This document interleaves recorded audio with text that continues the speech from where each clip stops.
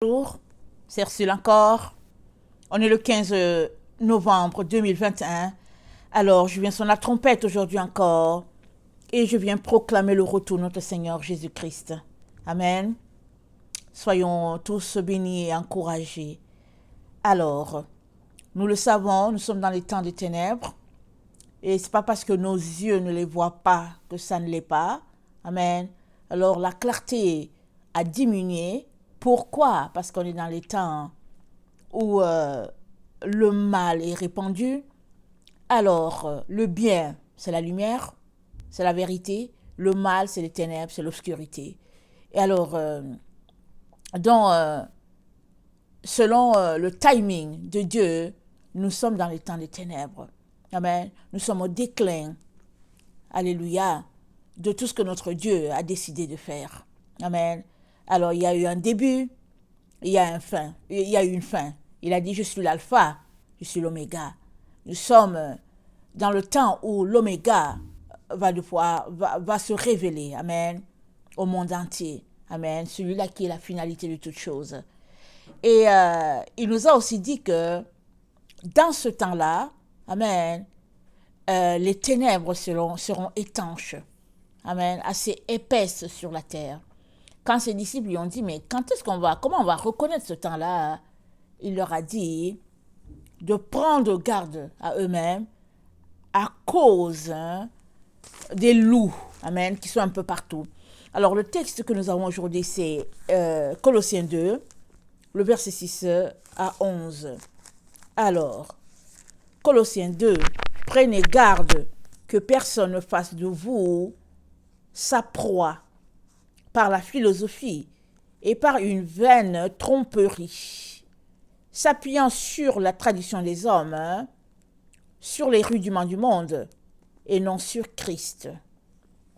Car en lui habite corporellement toute la plénitude de la divinité. Vous avez tout pleinement en lui, qui est le chef de toute domination et de toute autorité. Et c'est en lui que vous avez été circoncis d'une circoncision que la main n'a pas faite, mais de la circoncision de Christ qui consiste dans le dépouillement du corps de la chair. Amen.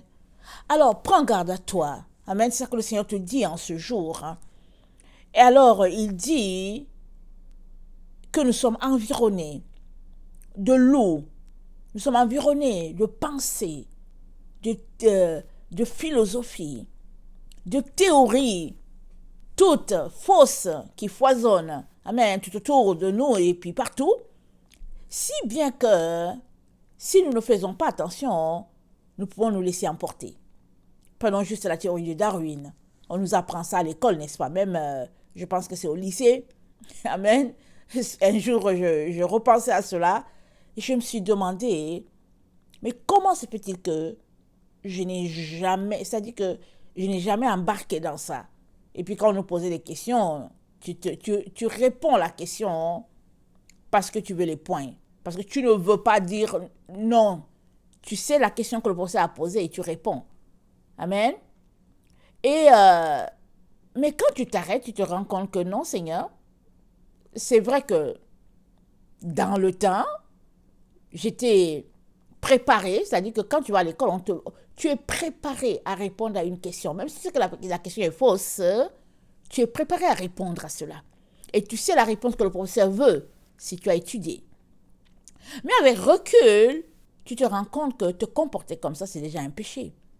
Parce que si tu sais que c'est faux, la théorie de Darwin, tu sais que c'est faux, alors, voilà, toute question reliée à ça, c'est des faussetés, n'est-ce pas? Alors, c'est un exemple comme ça. Alors, il dit, prenez garde que personne ne fasse de vous sa proie par la philosophie, par une vaine tromperie, s'appuyant sur la tradition des hommes, sur les rudiments du monde et non sur Christ. Alors, juste dans ce petit verset-là, nous avons la philosophie des hommes, nous avons la tradition des hommes, nous avons les rudiments du monde, amen, et nous avons Il dit la proie par la philosophie, les vaines tromperies, s'appuyant sur la tradition des hommes, sur les rudiments du monde, 4 choses. Amen. Et l'apôtre Paul nous dit de prendre garde, afin de ne pas nous laisser embarquer dans ces mensonges-là. Parce que input, output, n'est-ce pas? Ce que tu consommes, c'est ça qui te bâtit. Alors, il y a quelques années, j'avais lu que la nourriture, ce que je suis aujourd'hui, c'est 70% de ce que j'ai consommé l'année dernière. Ça veut dire que l'année prochaine, ce que je serai, amen, dans mon corps, amen, ce sera 70% de ce que j'aurais consommé cette année. Alors, si cette année, tu te rends compte que tu n'es pas trop fier de toi, dans ta santé, dans les abus que tu as faits, au niveau peut-être du sucre, il est important que tu te dises, je vais me mettre à changer mes habitudes alimentaires. Alors, l'année prochaine, tu pourras être content de toi parce que tu sais au moins que 70% aura été remplacé. Amen. Et si à cela tu ajoutes un peu de sport, alors ce sera merveilleux. Alors, input, output. Qu'est-ce que tu consommes? Amen. Dans tes pensées. Qu'est-ce que tu reçois dans tes pensées? Et ça, c'est une question qui tourne autour de Facebook, YouTube, Snapchat, toutes ces affaires-là. Comment on appelle ça, le TikTok des enfants? Mais qu'est-ce que tu consommes? Qu'est-ce que tu ingurgites? Ou bien qu'est-ce que les enfants consomment? Amen. Qu'est-ce que tu regardes par tes yeux, avec tes yeux? Nous savons que les yeux, amen, c'est la porte de l'âme. Alors, ce que tes yeux regardent, ça va direct dans ton âme. Ça va se loger là-bas. Mais qu'est-ce que tu regardes? Alors, il parle de la philosophie des hommes, et nous savons combien cette terre n'est rendue que philosophie et théorie. Il dit les vaines tromperies. Vous savez que avant les gens faisaient très attention. Aujourd'hui, on trompe et on sait qu'on est en train de te tromper, mais tant pis pour toi si tu tombes dans le piège. Alors on te trompe, on tire de l'argent de toi, on te trompe pour toutes sortes de situations, on te trompe même jusqu'à aller te pousser à souiller ton corps et tu es dans cette tromperie-là. Il dit les traditions des hommes, et nous savons qu'il y a des choses auxquelles nous sommes attachés, il y a des choses qui ne sont que traditions. On essaie de les intégrer, on essaie d'y donner une valeur spirituelle venant de Dieu, mais c'est la tradition des hommes. Alors il y a tradition et tradition. Alors tu peux être né dans un milieu où les gens pratiquent les sciences occultes, et si toi-même tu ne renonces pas à cela, alors ça veut dire que ta tradition continue d'avoir de l'emprise sur toi. Il y a par exemple, il y a des peuples qui, avant de manger par exemple, ils versent la nourriture par terre. Avant de commencer à manger, s'ils ont de l'eau, ils versent l'eau par terre. S'ils ont de la boisson, ils versent un peu. S'ils ont de la nourriture, ils jettent un peu par terre. Mais ils laissent ça pour qui? Amen. Ils laissent ça pour qui? Ils jettent ça pour qui? C'est parce que un tel peuple croit aux démons, il croit aux morts qui reviennent. Peut-être qu'ils jettent ça parce qu'ils se disent qu'en jetant cela, son parent qui est mort va manger. Mais ça, c'est une tradition à prohiber. Alors, si tu la gardes, ça veut dire que toi aussi, tu crois à ces choses-là. Et Paul parle donc, les rudiments du monde, et il dit, et non sur Christ. Si tu ne te sépares pas de telles pratiques, tu es en train de garder les ténèbres encore dans ta vie. Tu es en train d'avoir, ou bien de laisser les ténèbres avoir une emprise sur toi. Mais comment vas-tu te connecter à Christ? Parce que Christ, c'est la lumière. Et il dit, vous connaîtrez la vérité vous rendra libre. Il y a des vérités qui viennent à toi parce que tu lis la Bible, tout simplement. Il y a d'autres vérités, tu as besoin d'aller creuser, d'aller plus loin. dans la prière, dans le jeûne, dans la repentance. Tu as besoin d'attendre que Dieu te révèle quelque chose. Et souvent même, tu es dans une situation de confusion parce que toi-même à ce niveau, tu n'as pas fait la paix, amen, avec une situation donnée. Ou bien tu es encore immature par rapport à un domaine précis dans ta relation avec le Seigneur. Si bien que il y a la pénombre qui demeure dans ta vie. Mais à partir du moment où tu fais un pas de plus et que les écailles tombent par rapport à un sujet donné, alors la vérité devient évidente pour toi. Amen. Il est très très important, mes chers frères et chères sœurs, que nous puissions donner de notre temps pour aller chercher, pour aller fouiller, pour détecter tout ce qui est vrai et tout ce qui est faux.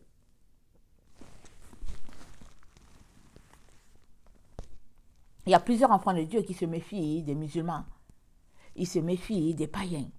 Ils se méfient de telles choses, de telles personnes bizarres. Et quand on leur dit que tel est chrétien, ils croient tout de suite, ils embrassent tout de suite. Mais malheureusement,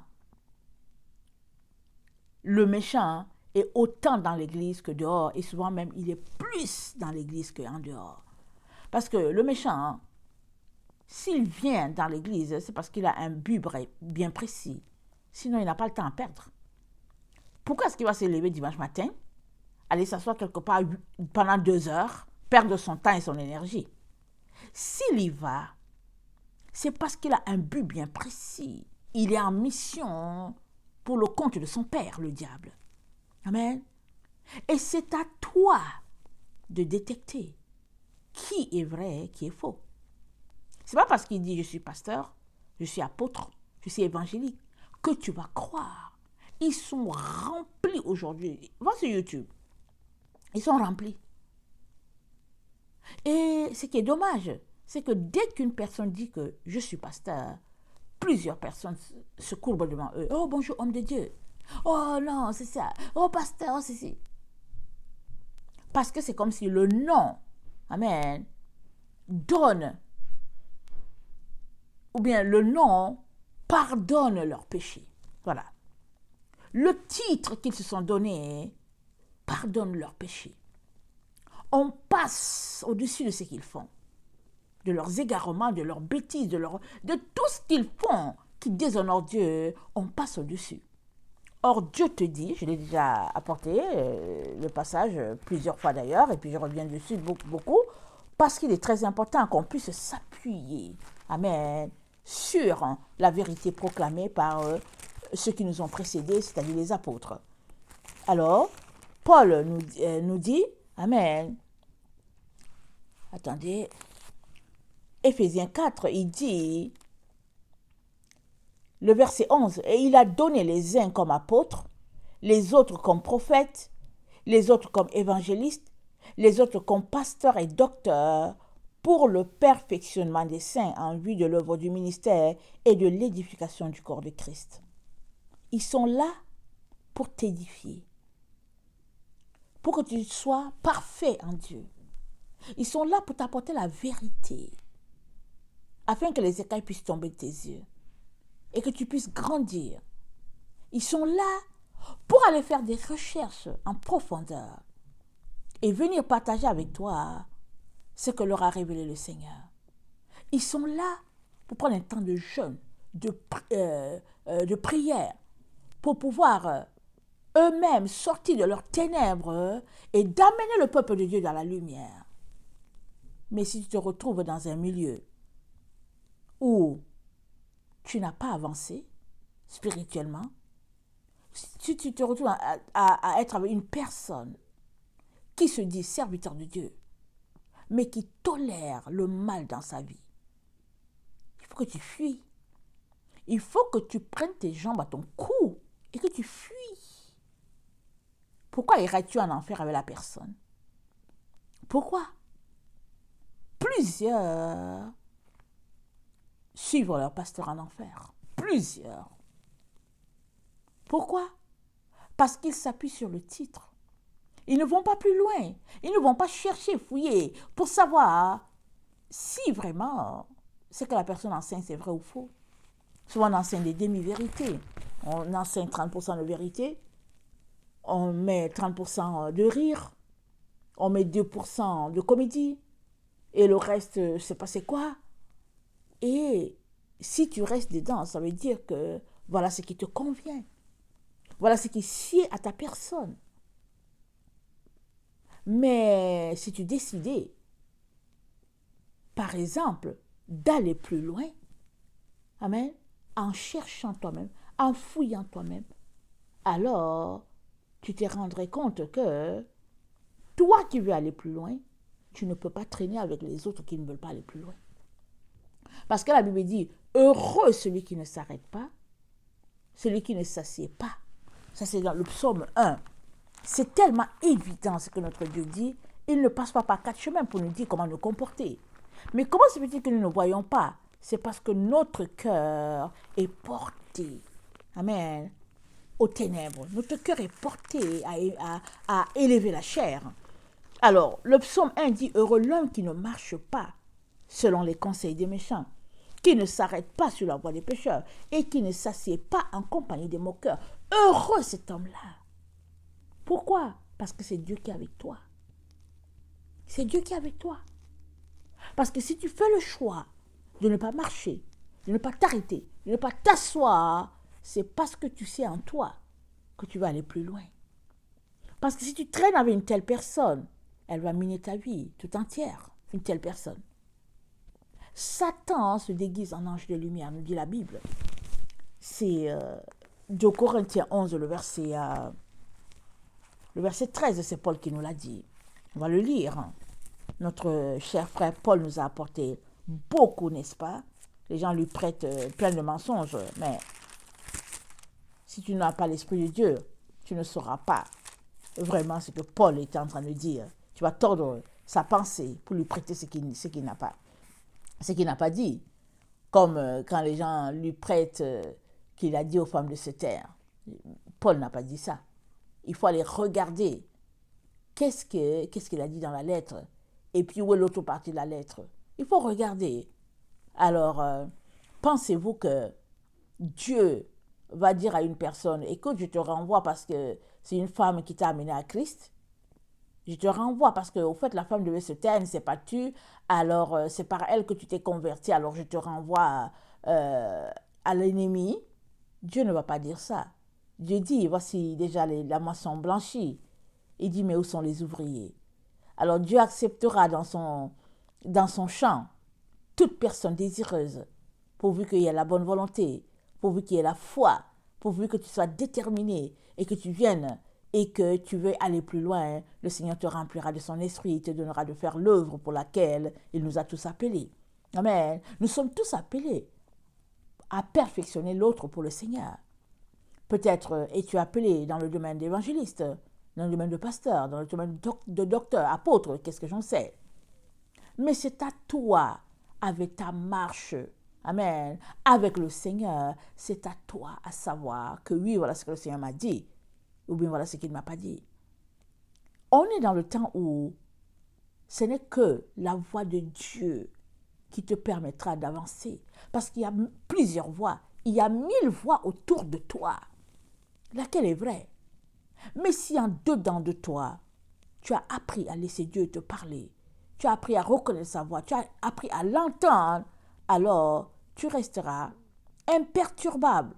Quand les gens viendront te bousculer, te lancer les pierres, te traiter de n'importe quoi, tu vas dire, niet, je ne bouge pas d'ici.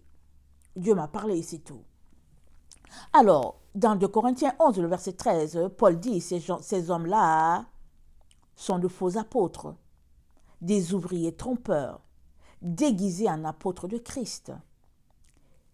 Et cela n'est pas étonnant, puisque Satan lui-même se déguise en ange de lumière. Il n'est donc pas étrange que ces ministres aussi se déguisent en ministres de justice. Leur fin sera leurs œuvres. Waouh! Satan se déguise en ange de lumière. Il se présente comme quelqu'un qui est habillé de blanc. la Bible, le Seigneur nous dit qu'ils viendront en blanc. Et généralement, quand les gens portent du blanc, vous savez quoi? Écoutez, je ne vous dis pas de ne pas porter du blanc, n'est-ce pas? Je ne dis pas ça. Mais très très souvent, quand quelqu'un porte du blanc, il cache quelque chose. Amen. À moins que le Seigneur ait dit à la personne porte du blanc. Ou bien aussi, beaucoup de charlatans, beaucoup de faux pasteurs aiment s'habiller en blanc. Alors quand tu vois le blanc, tu vois la pureté. Mais si Dieu ouvre tes yeux sur ses œuvres, tu serais étonné. Tout cela pour te dire que sauras-tu reconnaître Satan qui se déguise en ange de lumière? Sauras-tu? Parce que tu es dans le temps où tu dois prendre garde à toi. Tu dois veiller sur ton âme toi-même. Jésus-Christ t'avertit. Parce que chaque décision, chaque pas que tu poses est un pas très important. Souvent, on ne le réalise pas. Hein. Un jour, je devais aller quelque part, ok? Je devais aller quelque part et on devait aller à deux. Je partais juste quelque part. Et c'était important que j'y aille. Mais dans mon temps de prière, heureusement que je suis venue demander à Dieu. Dans mon temps de prière, je priais.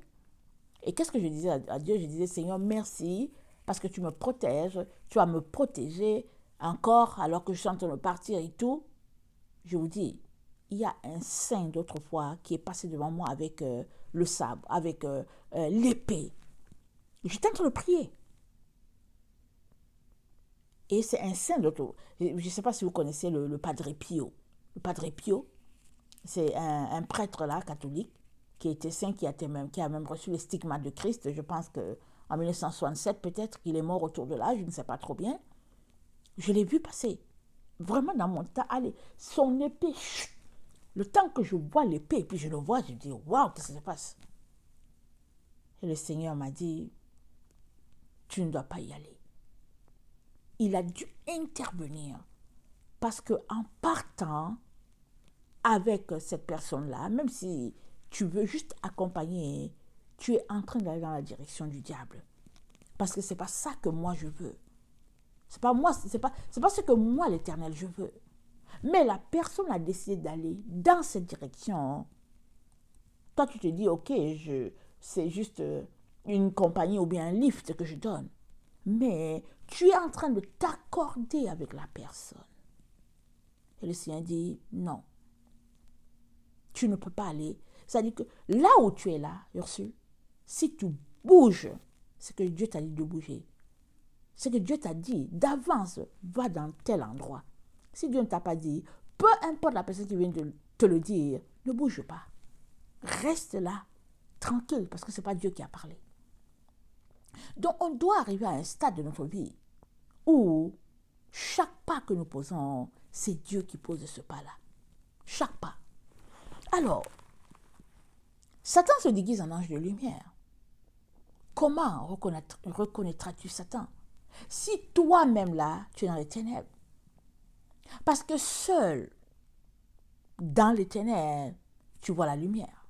Regardez, j'ai déjà dit plusieurs fois, dans les villages, amen, avec le groupe électrogène, alors si c'est la seule maison qui a un groupe électrogène, dans le temps, mon père a été le seul qui avait le groupe électrogène dans notre village. Il était le seul, dans le temps.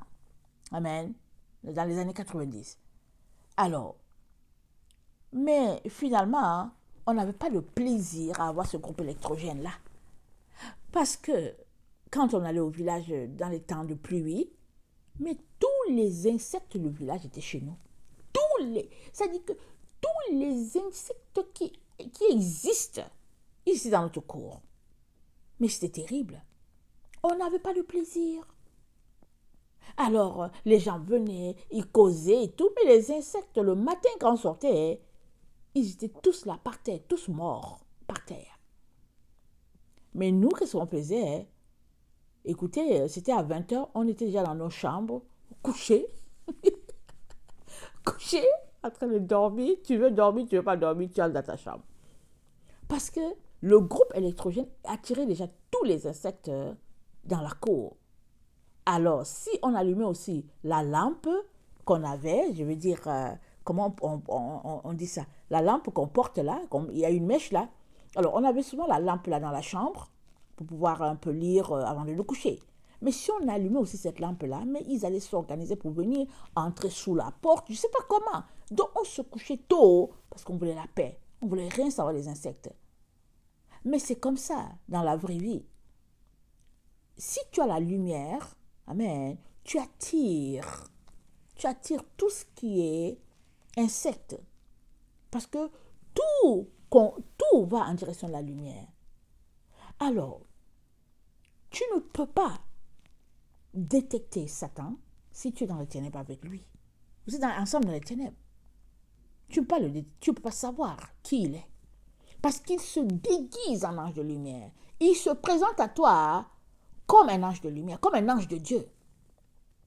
Seule ta vie de sanctification, de pureté, ton amour pour le Seigneur, ta détermination, ton sacrifice à te débarrasser des choses du monde feront que tu reconnaîtras les agents de Satan.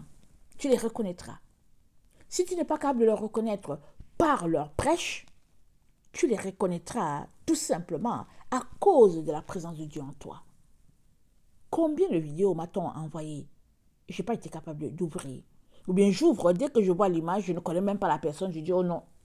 Je dis seulement non, je n'écoute pas. Je dis à la personne, excuse-moi, je ne vais pas l'écouter.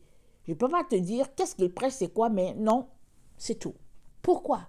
C'est le Saint-Esprit en moi qui me donne déjà, qui m'allume, vous voyez?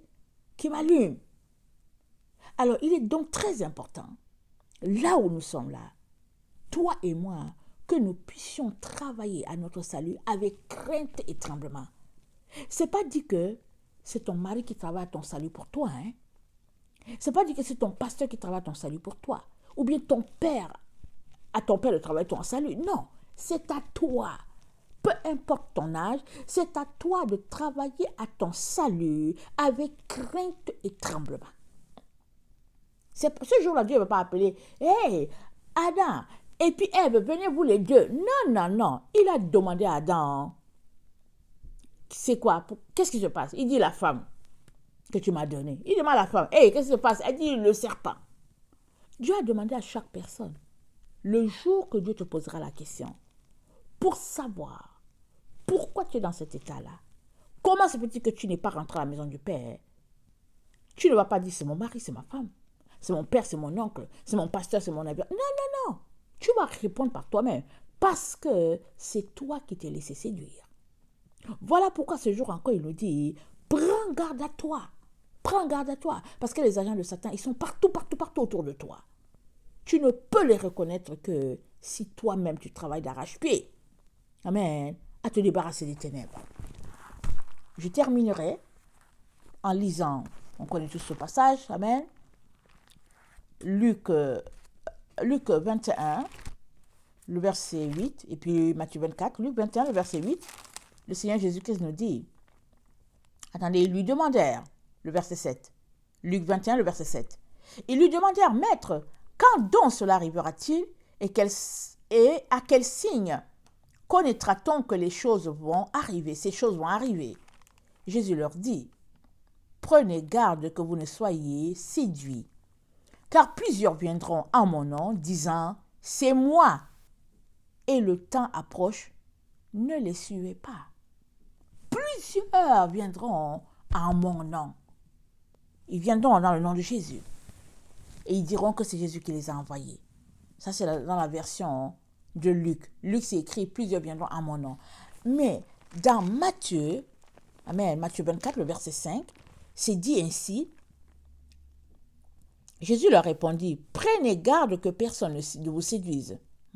Luc 24, le verset 4, le verset 5, écoutez, car plusieurs viendront sous mon nom, disant, c'est moi qui suis le Christ, et ils séduiront beaucoup de gens.